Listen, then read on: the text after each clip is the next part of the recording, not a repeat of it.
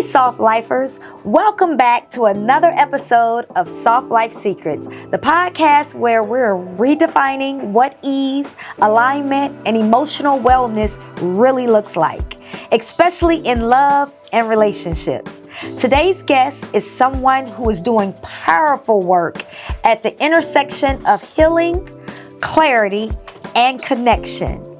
He's a therapist and a relationship coach who's helping people stop settling, start honoring their non-negotiables, and finally recognize those red flags before they turn into red sirens. We're talking about the real stuff today.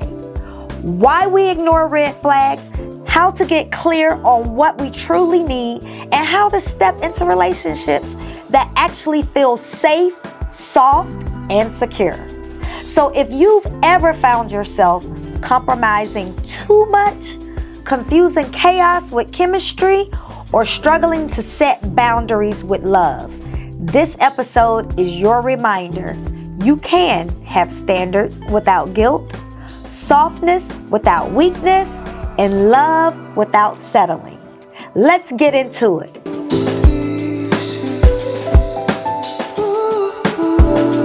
Welcome, Mr. Paul Posey. Hey, thank you, Miracle. I've been waiting to be here with you since the first time I saw your show. Really? Yes. Somebody told me about you, and I was like, hey, I need to meet you. So I met Tamika, so having she knew you, and here I am. And here you are. Yes. Divine intervention. Yes. Okay, so Mr. Paul. Yes. I read your book. I think it was Be Un-dumpable. Be Un-dumpable. Yes. Ladies and gentlemen, it speaks volumes. Be undumpable. Okay? First of all, before we get into the book, tell me about your journey and why you chose to write that of many books. Okay. So I am a military man. Okay. Of 23 years. I was married 19 years. I'm a dad, and I've done many things. Okay. And I decided one day that I could no longer work for other people. There's a story behind that. Okay. And I was like, I need some therapy. So I'm in therapy, and my therapist asked me, could I write a book? And my first book was I Am My Own Dad. And then it just took off from there. And it made me think about what I want my kids to know that I know. Okay. And I want them to have better relationships. I want them to be better relationships as family and loving relationships, because those relationships ruin families. Right. When you pick too soon, you pick wrong. And I was like, I want them to understand everything I've learned in those 19 years. And plus, I'm 58 years old. Okay. So whatever I know, I'm trying to give away to them. And the best way to do it is to write it. Right. And so they say that what you write will last 10,000 years. Right. So something you just said that resonates with me very well. When you pick too soon, Yes. you pick wrong. Absolutely. Never rush to fail. And I think that's what most people do. Never rush to fail. Yes. Because sometimes we're too hungry. We're thirsty. That's the word for it. We're thirsty because we want love. You know what I found out recently? What? We want everything we didn't get as a child, as adults. Think about whatever you were missing. That's what you're trying to get now. Or everything you imagined as a child. Well, that's when we're looking at relationships, but that's the information they give us about relationships that we do that. Okay. So it's the same thing, but it's like we're being told and showed what these relationships are supposed to look like. Right. But what is modeled in front of us is not always the same thing. Okay. So it's the modeling and what you're being told about tomorrow. See, relationships are about tomorrow. When we're kids. Yes. Okay. So what do you think most people misunderstand about, you talked about therapy. Yes. And black men getting therapy. So what do you think most people misunderstand about therapy and emotional wellness in relationships? If you had that before you had your relationship, people don't heal people. Right. Yeah, it's a personal. People hurt people. Right, and they want you to hurt them back. That's how the cycle goes. Hurt people, so you can hurt me back. So that's how the cycle goes. I think when it comes to being emotionally healthy, and mentally healthy, they're almost the same thing. Right. Well, it's the things before we started dating and everything. That's what bothers us in relationships. Right. So, especially with men. I wrote a book called 75% Man. It's talking about boys with trauma, becoming dads with trauma, becoming husbands. Well, there lies the problem, because you're not going to say a lot of things. You're not going to do a lot of things. You're not going to address your past. Those things right there hurt relationships. Right. So when you have men in relationships and I like to call them emotionally constipated, that ruins it, and they just shit all over the whole family. So, Wow, I love that Yes. analogy. yes. Wow. So do you think it's important, because mental health has just become vocal. Yes. Like, people are just now being okay with talking about mental health, but it's been around for years. Yes. And so, like you said, it's been suppressed Yes. in many of people. Culturally. Yes. That's the word. I didn't want to just say black people, but Right, right. we've been told to suck it up, be strong, Yes. not do certain things. Do you think it's important that not only should you have therapy as a individual and as a couple before entering into a relationship? I find it funny sometimes. You're not married, but you're in couples therapy. That doesn't make sense to me. Okay. I think if you're having issues, you're having issues. And what you'll find out once you get into that therapy, you need to do it independently. Independently, right? Yes. Right. My theory is, in writing the book, is when you love yourself, you can recognize who doesn't love themselves. You have to do this. It starts with you. Right, Right? right. Imagine, here's something. When you get a divorce, normally what you say to yourself is, I'm going to do me. Right. That very do me, imagine if you did that before you got married. Married. Yeah. I'm going to practice self-love, and I'm going to practice self-care, and I'm going to do all these they things. love themselves after the fact. Right, after the fact. So imagine if you did that before, and I believe you'll pick better. You will pick people who want to be loved, who are capable of loving, who are whole, who are the best healing you can get. Right, You know, but this is what we have to tell people. You're wasting time when you're single if you're not working on you. You're wasting your time. You're doing yourself preparing for another relationship, but you're not preparing you. Right. What are your fears? What you didn't like about your last relationship? What do you want in your next relationship? Now, after you dated and been married, now, especially after 40, you start understanding who is for you and who is not for you. Right. And if you're not doing that work, you end up what you had before, and you're just like, oh, here we go again, then you're doing it wrong. Right. Yes. You're attracting the same toxic people. It's like taking a shower and putting the same drawers on. That's what it's like. I'm just saying. You're right. You're absolutely right. I love it. Okay. So what are the most common red flags? You talked about the red flags in the book. Yes. And I found it interesting. What are some of the most common red flags you see people ignore early in relationships? And are the red flags that they ignore tend to overreact?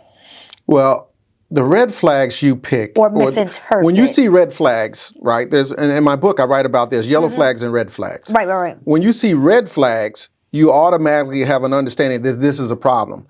And at the end of the day, if your relationship don't work, you could put the red flags you allowed to happen, to take place, which you saw at the beginning, is going to be a part of the end. Right. And you're wrong for that, because you tend to know better. And if you're not doing better because you know better, then you're asking for it. Oh. So the yellow flag. So we can go right into the idea of the yellow flag. I like to say in the book, I use finances, right? So if I'm dealing with somebody and they have issues with finances, I no longer have issues with finances. So what I'll say is, these are the things that I did to correct my finances. And these are the YouTube channels I watched to help me with that, right? So here you go. If you like them, that's what you're going to do. You're going to share it with them. Right. Now, my goal is to see if you actually utilize what I gave you. Right. Now, that goes from a yellow flag to a green flag, because they're teachable and they're lovable and they want to do better. But if they don't utilize it, they are who they are. Because they're going to avoid it. So that means in the dating process, you're going to put some time in. You're just like, all right, so I like you. So here's some gems, and I want to see you apply them. And if you apply them, then we're going to move forward. But if they don't, like that's finances, drug usage. One of the things I learned about drug usage is you don't know why they're using those drugs. Right. It's the why behind it. It's not just fun. We're too old for fun. Right. Right? So whatever you're using, why are you using it? And then the why is the issue. And the why is not tapped. So now we go back to mental health issues. Mental health. Right, because when you don't do that, it eventually comes out. Everything you accept in the beginning that's not kosher, because you've been there, done that. Right. Is it back at the end. Back at the end. Back at the end, yes. How can someone differentiate between a red flag and just a relationship challenge that requires communication? Education and motivation. Just like we just said about the finance, give them a little something, see what they do with it. Okay. Challenges you can overcome. Some things like you're not going to overcome in dealing with people. Disrespect, infidelity, anger issues they haven't even treated themselves in. Those things are, you see them, you're like, this is not going to be good. And I think it's because in dating, and in the hunt for a relationship, it comes like this. 1, you meet them. 2, you watch them. 3, you engage them. Then 4, you date them. Right. What we tend to do is we go dating first, then we engage them in conversation, and then we watch them after they tell us what they tell us. Right. And then we meet the real person. Imagine that. See, that's the problem. They're doing it backwards. We're doing it backwards. And we're doing it backwards in haste. When somebody love bombs you, which is that's a red flag, because they're giving you too much. And I think one of the questions was I think early in a relationship, or when you're dating, not relationship, sex. Too much sex in the beginning is a distraction of exactly who you are. You are. So just know if they're giving it to you all the time, it's going to slow down, because you're going to start noticing that you are the person I'm dealing with. Right. That's sad. Right. Wow. Y'all listen, ladies. Yeah. Coming from a man's mouth. Yeah. Okay. Oh my gosh. Can you break down what non-negotiables actually mean in a healthy relationship? Non-negotiables are your standards. Okay. And the things you cannot allow from what you're understanding, what's good in relationship and what's bad in relationship. And I call that your relationship IQ. Okay. Yeah, you're as smart as the relationships you had. Right. Because after each relationship, you added another standard, you added another non-negotiable, like, 1, I'm not going to let anybody live with me if I'm not planning on marrying them. Right. I'm not going to let somebody use my credit cards. You see, those are non-negotiable. Horrible finances. When you find somebody who has like a 475, which people don't like to tell you about their finances, you have to ask so you can understand exactly who you're dealing with. Absolutely. Yes. So do you think it's inappropriate to ask somebody what their credit score is on the first date? If I'm planning on putting my mouth on you, I'll read the label on the back. But on the first date, you're not going to put your mouth, maybe. I don't think. This is 2025. They doing that. They doing that. They doing it. They doing a lot of things. So it's not, is there a question that's like not appropriate to ask on the first date? I don't think anything is off the table. Okay. Because me, being the age that I am now, dating now is different than dating when I was younger. Yeah, of course. Now the conversation is, what ailments do you have? Health-wise. Yes. Yes. What medication are you on? You in the military? Were you? Have you been seen in the funny doctor? Right. You asked me that. I go to a therapist. Yes. You have to ask, ladies and gentlemen, because this plays a factor, especially when you're older, because I need to know if you are taking high blood pressure pills. High blood pressure pills? Absolutely. Do you need Viagra? All those people like when you don't ask. Exactly. They can live in that, right? They can live in There's women who get married to men who haven't even asked them if they were married. I actually know somebody like that. Wow. So we don't ask enough questions. They married a man who was actually already married. Yes. So they're not even legally married and don't even know. That's correct.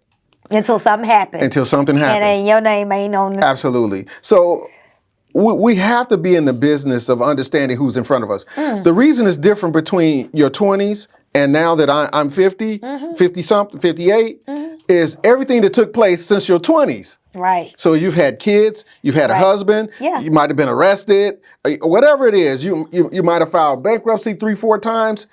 You could have, this is your life, and you actually have to tell me, what have you been up to? Now, here's what you need to understand about people, and this is all you need to know. Who made you? Your mama and daddy. What did they do to you? What did you do about what they did to you, whether that's therapy, Jesus, or whatever you're going to do? Who did you become because of them? Right. And who you want to be. See, on average, when we watch people, we'll see the parts of, we'll understand who their parents are and what they did to them.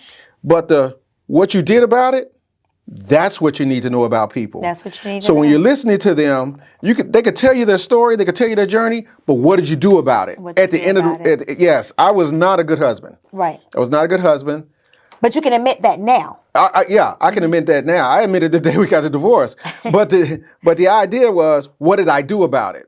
So everything that you could check in the boxes, I was horrible at this, horrible at that, and horrible at that. I worked on this, I worked on that, and I worked on that. It's not that I want to get married again. It's if I do get married again, those won't be the same issues. That's what you do when you're single. Most people don't. This is your time to hit the gas and go as fast as you want to be the greatest person you could possibly be. And if you don't do that, you're asking someone else to accept you, and you probably want to come under the radar to say, yeah, I was married. Yeah, it was her. It was her. You know, I had the worst wife in the world. No, it was me. Now, so when you see things that says, especially since I already wrote the book, that I tell you and I admit it, I admit everything that I've done, and I live a better life now because I've changed because it. You so can be open and honest. One of the things I did was stop lying. It wasn't about where I was lying about how I felt. When you lie about, and let's go back to mental health, when you lie about how you feel, they treat you like you feel good. And so you're mad at them because you treat me like I ain't got a problem. But you got to be But honest. you told me. You told me you didn't have a problem. So that was a part of therapy, is to be honest with myself. Then I can be honest with everybody else. I can tell you what hurts. And I can tell you what makes me feel good. I can tell you, what you'll find out about men in relationships, they have 3 emotions: extremely happy, extremely angry, and extremely horny. Okay. All the other 50 emotions, we have to get to the point where we can understand that's exactly how I feel right now. This is, oh, yes, yes, yes. So you're reflecting on yourself and you're analyzing exactly how you feel and you're sharing it. The problem is, in our society for the last 4 decades, men sharing that part becomes a problem, right? That's because the people prior to us did not communicate. So as you watch right now what's happening in social media, men and women are clashing. I think that's a good thing right now. You know why? Because we'll eventually get to a solution. People hate social media for what it does to relationships. All it does expose the dirt that happens and that creates the people like me. Okay. But I tell you this, gentlemen, when you love you and you put self-care within yourself, your family will change. People don't know that. See, we have not been on that level for so long as men actually being a great part of the family. Right, a man's man. Right. A leader. A leader. Right. Right. That's one of the things we talk about. Right. Now, when they see it, they grow. And we talk about this, like men, some of my girls, you know, and it's what's lacking now in the dating pool. Yes. Are leaders. Absolutely. And it's like you find a lot of men. Yes. That are looking for their mother. Absolutely. And at 50, I don't want to be your mother. Yeah, everything they do is from their mother. Yes. Especially the conflict resolution comes from your mom. However she handled it, that's how you're going to handle it until you learn better. We have not been told that you can actually redefine your life. Right. You can gain. That's why I created the change agents, because it gives an opportunity. We may not be able to change what needs to be changed right now, but we can start modeling the change we want. I have 8 grandsons. Right. Wait. Yeah. Were you raised by your father? No, I was raised by my mother. You was raised by your mother. What male figure played an intricate part in your life, teaching you how to be the man that you are today? My grandfather might have been the closest. He modeled going to work. Okay. Keeping his word and problem solving. Okay. Keeping his word. Yeah. Problem solving. That was it. And work hard. Yes, and work hard. That's the closest you're going to get. Those standards, Yes. We're lacking them now. A lot Absolutely. of men. Yes. Yes. So, I think it needs to go back to... Actually, I'm raised by my mother. It was easier being a Marine than it was being with my mother. So she didn't do the nurturing part. And she didn't do the cuddling part. She didn't do none of that. She had 4 sons, and we were men. Right. We did men stuff. However, I agree, but I still don't think a woman can teach a man how to be a man. No. Because it's a juggling act for a woman. She right. doesn't know when to nurture and when to be the disciplinary. Right. So you're like, well, I'll just pick one of them. And that's what moms do. They're either going to be this one or that one, but they don't know that I got to be both. And if I can't be both, I'm going to have to farm the work out to their dad. So they've already made up their mind, I'm going to do this myself. And right, you're lacking things. Kids are like this. There's a jar, and there's the ingredients from mom and the ingredients from dad, and that's what makes a kid. And that's where love comes from. Love from him and her. Her love looks different than his love. Okay. His love is about teaching you, grooming you, telling you about the world and how it's going to go. And hers is protecting you from everything else. Right. And making sure you grow tall. Right. Yes, through feeding, right? When he's gone, she's doing it now. Here's the problem. What she has and what society has and what social media has is in that jar now, not him. We have to live long enough to see the effects, in which we're seeing it right now, of how men are when they're raised by women without the fathers. Now some of the mothers are reaching out to the fathers. Can you take your son? Can you do this with your son? Look, imagine if you'd have did that at 5 years old. Right. We would have less men in prison. We have less angry dads. We have more dads who can actually love. Because now, as a child, you get to receive into, but it's hard to give into. You know what I'm saying? Mom can't give to, dad can't give to, but you can receive into. Right. And that's where we're at right now. And I think it's something wonderful. So a red flag would be is she has no dad and she's angry at him. That would be a red flag when it comes to dating. She has no dad and she's angry at him. Okay, that's for a woman. For a woman. On the flip side. And on the flip side, he has no connection with his mom. He doesn't get that love from his mother, and it's not regulated. If sex was just lust, if lust gets in before love, you got a problem with him. That's mom's role on that side. You see what I'm saying? And we have to undo that. Now, that's what happened to me. The receptors for love was shut off by my mom, and then lust set in. And once lust set in, it'll take you years to figure out the difference. You have to figure out the difference between love and lust, because they look, to your brain, they look alike because you feel good. Right. But at the end of the day, all that child support, oh my God. You said 8 kids? No, I have 7 kids. Those 8 grandsons. Oh, 8 grandsons. And I paid a lot of child support. Yeah. But the parenting I needed to do couldn't be done because I wasn't with the mothers. Gotcha. I was only with my former wife for a while. But here's what's happening now. And this is why you go through therapy. And this is why you tell your truth to your children. They can see the other parts to you. Right. So they're experiencing me now. A healed, working on loving me man. Right. Who pretty much got off my back, off the ground, and got up and started walking in front of them. Right. That's what I'm seeing right now. Those are the conversations I'm having right now. And they love it. Yeah. This because is you're being my vulnerable. Dad. Yes. And they're learning. So if they're going through a situation similar, yes, they know how to pick up the pieces because they see you, how you've changed. Yes. I didn't think they loved me. I didn't think they loved me. Wow. Until I changed. But they appreciate you for who you are now. Absolutely. They and tell me. your honesty and your vulnerability. If you don't give that to them, they can't grow. Your kids cannot grow without your story, your true story. When you lie, they grow sideways. They don't go forward. When you tell them the truth, they go forward. They need to know your decision-making factors.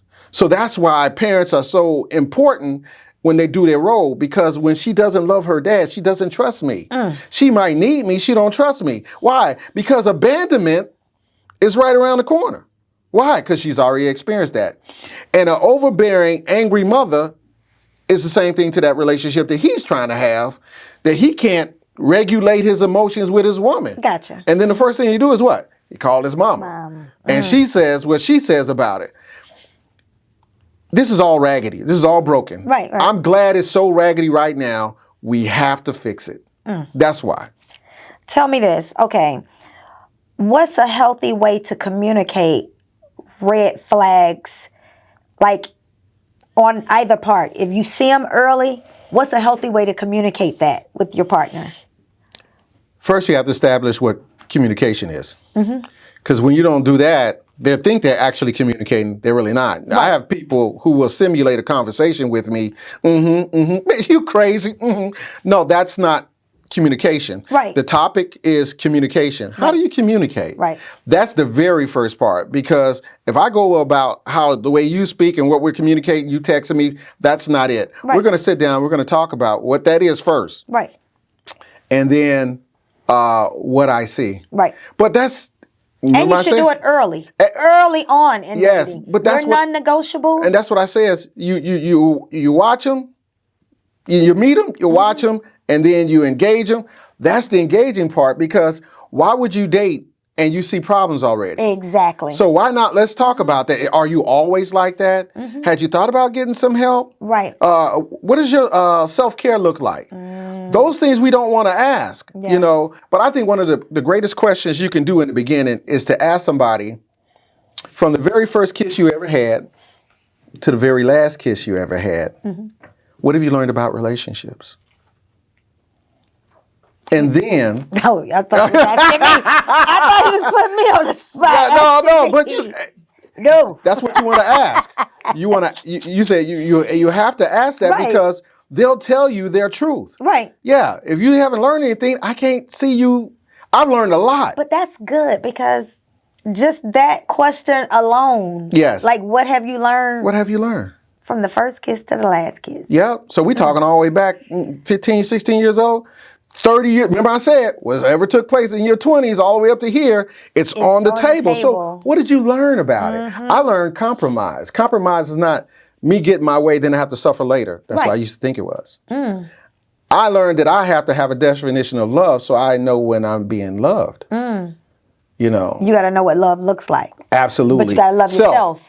Yeah, that's right. You got to love yourself. Yes, I need to do that. Understand what love looks like. Yes. And you got to know how to love yourself before you can learn to love someone else. And that's why I say we've been doing it backwards, right? A lot of people fall in love, but don't even love themselves. Right. And how long can you live on that euphoria? Because that's really what it is. Right. I'm euphoric about this person. Oh my goodness. Asking people their definition of love. Can you answer that? I'm putting you on the spot. I'm going to put you on the spot for that one. Next show. Yeah, okay, all right. So, but think about it. Definition of love, I think it's my definition of love right now is definitely different than what it was before. I believe it's more nurturing. It's more caring. It's more, like you said, about what do you see about me? What do I see about you? Above the surface. Yes. You know what I mean? Like beyond the surface, I mean. Okay. Because I feel like know what's in my heart. Yes. Not all what's the other around. stuff. You know what I mean? So I didn't have a definition of love. So my first definition after my divorce was the maximum toleration of someone else's bullshit. The maximum toleration of someone else's bullshit. For the sake that I say I love them. No. It's the accepting it. Now wait a minute. That was then, and that was someone finally asked me that, and that was the only answer I can give, because in my marriage I was accepting things that I didn't want to accept. Oh, okay. Okay, so Yeah. remember, See, I don't have love. I really have low You tolerance. learn to have low tolerance. Okay. Yeah, there's a reason I've why. learned. Right. You're right. I've learned. There's a reason I've why. learned. So- through trials and tribulations. Right, so- fails, bumps, and And that's why we have standards. That's why we have non-negotiable. You see where that came from? It comes from yesterday. I get it now. Yeah, if you want, we don't create a safe place. But what I wanted to say about, I had no definition because I had no love. So I didn't think about it till somebody asked me. So now I'm like, okay, that's my answer. So my answer today is the maximum consideration you give to a person above all others, and you protect them emotionally and physically. That's the best you're going to get out of me. The maximum consideration above others. And that's a pyramid of people in your life. You know, that comes from a man who and this was like since 50. Age 50, I had to understand exactly what it is. So I move in that. That's how the maximum consideration for me above other people. Okay. Not that they don't compare, not that they're not there for me. It's just the idea is, what is love? Right. Yeah, it's how much I care about me and what I'm willing to do for my health, my mental health, my emotional health, everything that goes around. For my kids, my conversation is different because now I'm looking at legacy, the legacy of love. The legacy of love. What they gave me, my mother and father gave me, was a legacy of dysfunction. Didn't know that word till after 40. You see what I'm saying? Before we move out the house, what we have is what we have. We don't even know that's not love. It is the norm that you're in that house. So once you get out that house, y'all eat together? Wow, y'all hug each other? My siblings and I didn't say we love each other until 2007. Really? This is amazing. The reason we having these problems is yesterday. Now, see, I had older parents. Yes. So maybe they learned, you know, based on, you know, their past. Yes. But I can relate to some things, but something like we had to eat together as a family. And before, you know, going to school, going out that door, my mom and dad made sure they told us they loved us. So I grew up with that. But the problem is, they didn't do that next door. No. That boy who liked you, he didn't come from that. Right. You got to know who you're getting involved with. Because my household, I came from a certain household. Yeah. But you got to take in consideration your partner's household. Absolutely. Absolutely. That's why I say no question should be left undone at this level. No question. Right. And as I've gotten older, I'm more open to ask certain questions that may have been said back in the day. Yes. You're crossing the line. Absolutely. I don't think it's no lines. There's no lines. I don't know how women date men without running them through mugshot.com. That boggles my mind. How you would date somebody. And I've asked, because I've hosted relationship conversations. That's another time we should be working on. That's why I called you. They won't ask a man about him or his past, especially not run him through the internet to see exactly who he is. Exactly. And then, how did you not know? Because you don't ask. Now, the reason we don't ask, because like sometimes is stronger than love. Yeah. Like is stronger than love. And we'll give passes because of like. Love brings toleration. Now, that goes to this question right here. What are red flags you ignore on your own past that taught you the most? Parents and family. That was, you know, you can put somebody in your life and then you go to Thanksgiving and it's the WWE. Right. So do you believe you ignored certain things, certain red flags because of lust? Your lust, your want, I guess because you wanted something. Yes, so absolutely. You ignored the red flag. Well, first, and we were talking 20s, in my 20s, and I didn't know. I didn't know there was such thing as a red flag. I didn't know you had to look beyond the person in front of you. Right. You know, so now I like women shorter than me, so I can look beyond her where she come from. That's kind of like the metaphor to that is to look and see how did they get in front of you. We can't be scared of that. We're scared we have to throw him back. He's so fine and she's so beautiful, but I gotta throw her back. Why is she crazy as a Betsy bug? And everybody in her family is crazy as a Betsy bug. we have to be willing to keep our peace greater than we want love. Say that again. We have to be willing Keep the peace. keep the peace greater than we want love. Because bad relationships ruin families and legacies. Oh, look at these guys what they're going through right now.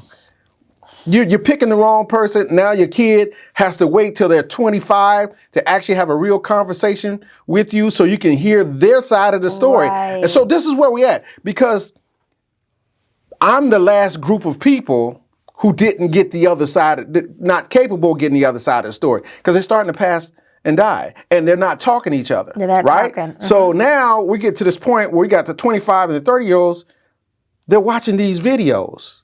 They're saying, hey, Mom, tell me about your mom and daddy. So I recently made a video. It says, you don't know your mom, you know your mama and daddy, you don't know Tina and Johnny. That's your mama name, that's your daddy name. How they got together and how they function together, right? So that's jacked up. And when you meet your grandparents, you don't meet your mom and daddy's parents, you meet your grandparents. You meet your grandparents. So they're loving people who've gone through the mess. They're older people who's like, I can't do what we did to the kids, to the grandkids. Wow. Because we got to do it better. And that's what we end up doing. That's why we love our grandparents. Because they done made the maximum amount of mistakes. And it's like, yeah, we can't do that. We can't do that anymore. How come you don't do to me what you do to them? Right. That's the same thing. So we do it smarter. So here's what I do. I talk to my kids. How do you want me to, wait a minute, here you go. What did you see that you think I didn't see? What didn't you like that we need to work on for the grandsons? That's how you parent. That's how you elevate. It says, well, we can't do this and we must do this. Right. And if we don't do that, they're not going to get it. And then we're asking the grandsons who read my book that says, how come we don't do what Papa was talking about? How come we don't solve problems like Papa? I put it in the book. In 2008, I was going to unalive myself. And then I realized at some point, they're not going to know what I know. So put it in the book so they can read reference. it. Absolutely, because you are the primary instructor for the ones that you made. And you're the primary modeler for them too. So when you opt out or you model incorrectly, you are creating a mess these kids have to go to therapy to undo. That's a red flag for me. You know you're damaged. You're not trying to get help, but you want to have kids. You want to be the absolute ruler over the child. No. So parenting is another one. If I hate to say this, but if I meet a woman and all her sons are in jail, what does that tell me? I've seen it. Okay, this is so good, y'all. This is. You don't want to ask me to come, no. We're gonna have to have a. We're gonna have to have another show. Yes. How would you personally define a soft life, especially in the context of relationships?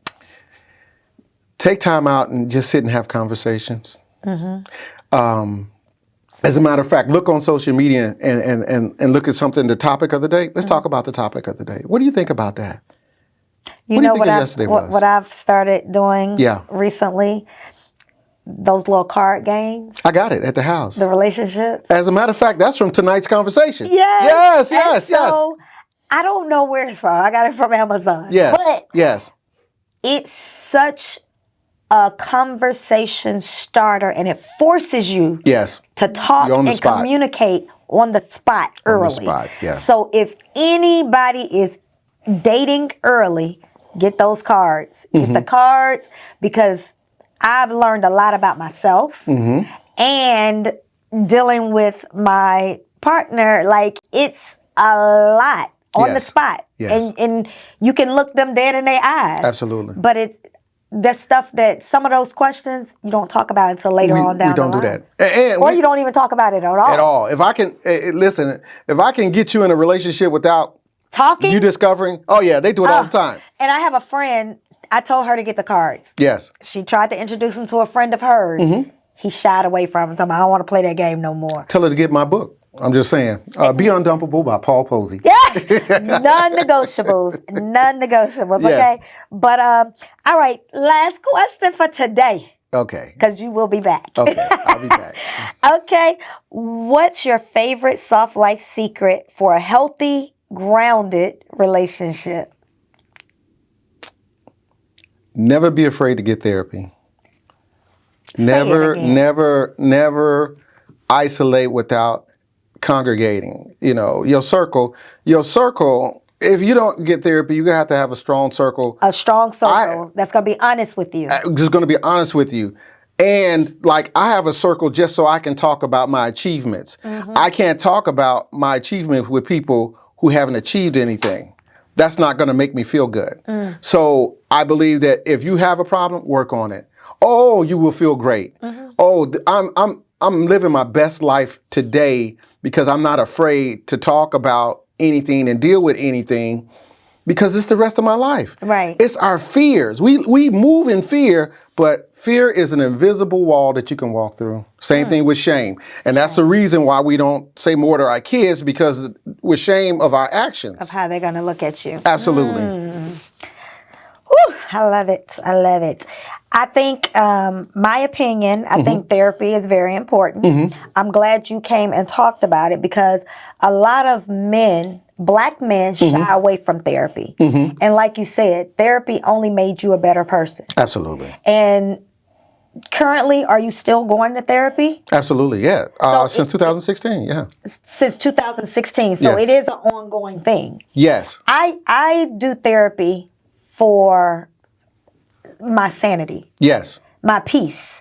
Because sometimes, like you said, you can be in a circle and your friends, I do have friends that's going to tell me raw and uncut. Yeah. They don't care. And that's how our friendship is built. Yeah. But sometimes you got to let your therapist pull back the layers. Absolutely. Peel back all the layers. But you have to get the tools so you can do them when you're not with your therapist. You're right. You got to know what work I'm saying? on it outside of therapy. Yeah, you got to, and it's got to be reinforced in your circle. No There you sense go. of going to therapy if you're not reinforcing it. Absolutely. I'm crazy about my therapist. Matter of fact, I'm going to make sure you have her information so you can get with her. Okay. She helped me to give me permission, and this is the problem with most men, to say exactly how you feel without rebuttal, without being triggered. Now, I don't have a problem saying what I feel. Yeah, women Sometimes don't. my loose lips. Yeah, women don't. But the issue is what we're having right now is men who have not made it to that point where they can actually say what really bothers them so they can grow afterwards. It's complaining without a solution is nagging. I'll say it again. Complaining without a solution is just nagging. So we have to be mindful that if you're going to say something, it has to go somewhere to have solutions at the end, or you're just accepting what's happening, and you have what you accept in your relationships. Well, there you have it, guys. Mr. Paul Posey himself. Mr. Paul, can you tell them where they can find you at? You can always find me on Facebook. You know, that's what my generation is. Yes. You can find me on IG, Negative to Positive Books, The Negative to Positive Show.